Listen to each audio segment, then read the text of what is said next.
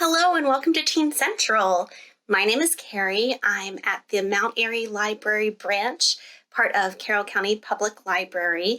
And at Teen Central, I like to show you once a month some great ideas for you as tweens and teens, or parents, if you're listening, some good ideas for activities with your teenage children as well.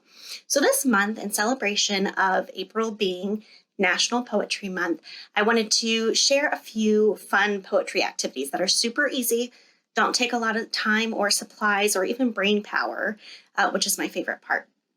But they're some of my favorite activities to do every year. And of course, you don't just have to do these activities in April. You can try them out all year long. So the first one that I'm going to show you, you might notice here on my bookshelf back here, I have these books stacked. This is called a book spine Sento, or a book spine poem. A Sento is just a fancy Latin word for patchwork, and it's the idea that you can take other people's words and create a patchwork to create your own piece of art. So in this case, a poem. So this one, I'm just using the titles to each of the book to create a poem. So for this one, I chose The Year I Flew Away, The Darkest Hour, The Good Thieves, We Dream of Space, Red Berries, White Clouds, Blue Sky, Archer's Request. How do you live? So I am not a professional poet by any stretch of the imagination, but it's really fun if you have books at home, if you make a trip into the library. Children's books really make, like those picture books with the thin spines, make really great book spine centos as well, and play around with it. So just some tips on creating your own book spine poem or cento. Look at what you have on your own shelves or look around the library. Think about if there's a theme that you see emerging with some of the titles that you're especially drawn to, or if there's a theme that you want to choose as a starting point. And then just have fun. I kind of sat down on the floor with a whole bunch of my books and stacked them up and rearranged them a billion times. I have some more. I kept finding that I have a whole bunch of books that have to do with the ocean or the sea or water. So I made a couple that were water themed as well. This one is The Sea in Winter, Harbor Me. On These Magical Shores, Our Castle by the Sea. I love all those books too. But like I said, I saw all these book titles emerging that I had even more than this that I couldn't put into that one poem. I tried to make one really long poem, and it was a little bit better to break it up into a couple of poems. So this was another one that I did that was water related. The Girl Who Sailed the Stars, Riverbound, When the Sea Turned to Silver, a Very Large Expanse of Sea. So again, I'm no professional poet, but it's a lot of fun to try to rearrange these and at least come up with something that's poetic sounding using somebody else's words, the titles to books. So that's one fun, easy, quick thing that you can do. And if you really want to get into it, you can take pictures. I know there are a whole host of Insta poems and poets and poetry. If you're on Instagram, you can post things there and share as well. But you can also, if you're having a hard time with just the books that you have at home, the library is currently open. We still have limited hours and a limited amount of people that can come in at one time. But you can also search our catalog either from home and write them down on a piece of paper. And then if you want to actually have the physical books and take a picture, you can do that as well. Just a lot of fun to play around with. Easy. It's kind of like one of those almost meditative activities that's fun to do sometimes just to give your brain a break. So another activity that I love that also doesn't take a lot of brain power, that's kind of my theme recently, is that I only have so much brain power to go around. But I like to do this every year. And sometimes when I'm bored and I'm just looking at the newspaper, I'll do this as well. But it's called Blackout Poetry.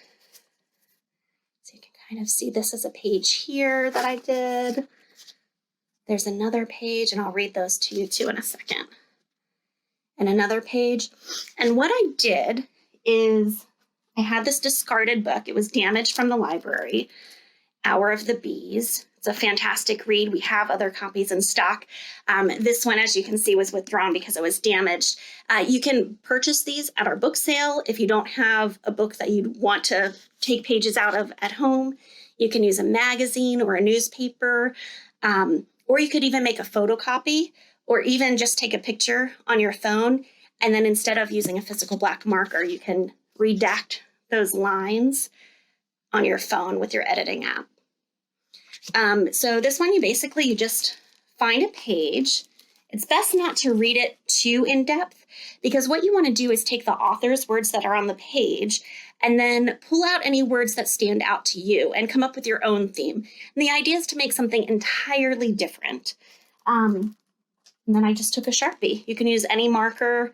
You can do it kind of the opposite and highlight words instead. But I really like the end product that it looks like when you start using the black marker. So let's see. On this page, I see the word today. So I'm just going to cross out the words around it. And I'm going to use that as my inspiration for this one.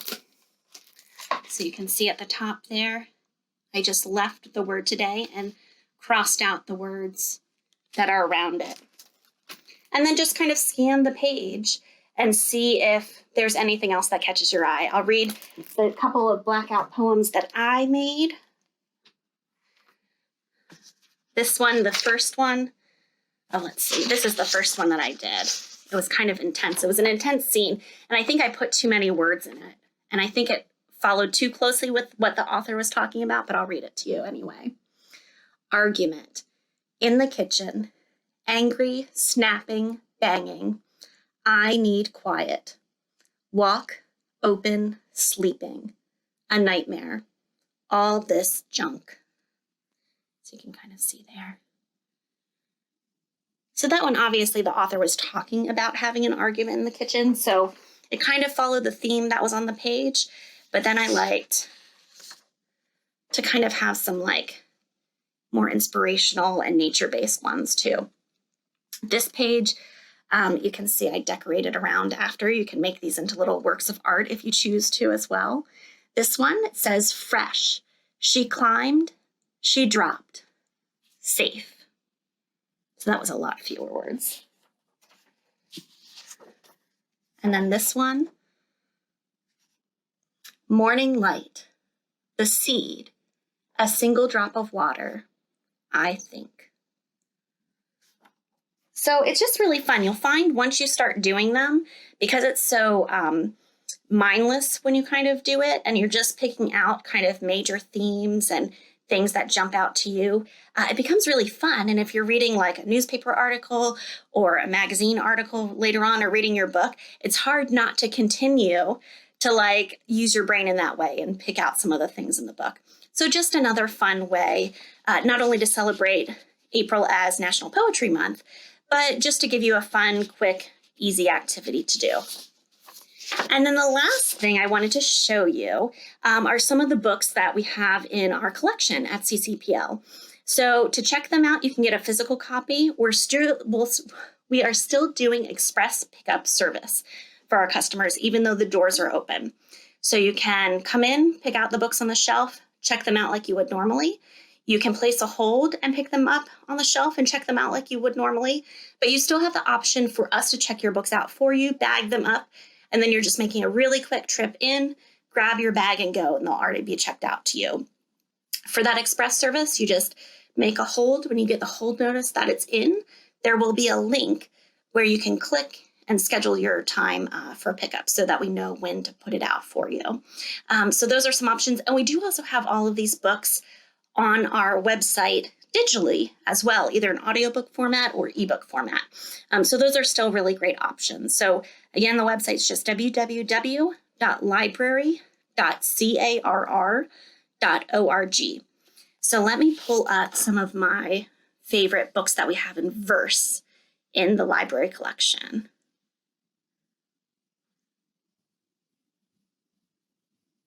So these are some of the titles that we have. These are some young adult titles that we have in verse. So instead of just checking out a book of poetry that's either an anthology where there are a lot of different authors and different poems, or a whole bunch of different poems with different themes by one single author. These are actually stories that are novel length, but instead of your typical novel, they're written in verse. So they're written like poetry, and they're really fantastic. Some of these authors are really well known for writing that style, like Elizabeth Acevedo, Jason Reynolds, but these are all really great recommendations. So we have Turtle Under Ice by Julia Del Rosario. We have Clap When You Land by Elizabeth Acevedo. We have Enchanted Air by Margarita Engel. We have Everybody Looking by Candice Ilo.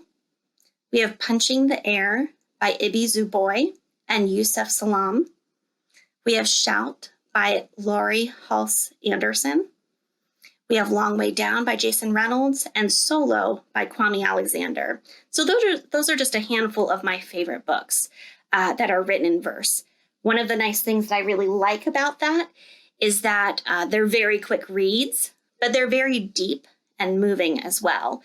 So if you're kind of in between books, or you know that you don't have a lot of time, or you just want to give your brain something different to read, all of these are really beautifully written, deep meaning, and written in poetry format in verse.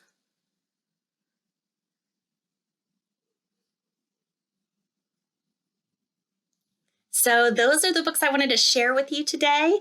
Like I said, I encourage you to check out any of those books either in the library branches or online at www.library.carr.org, our Carroll County Public Library site.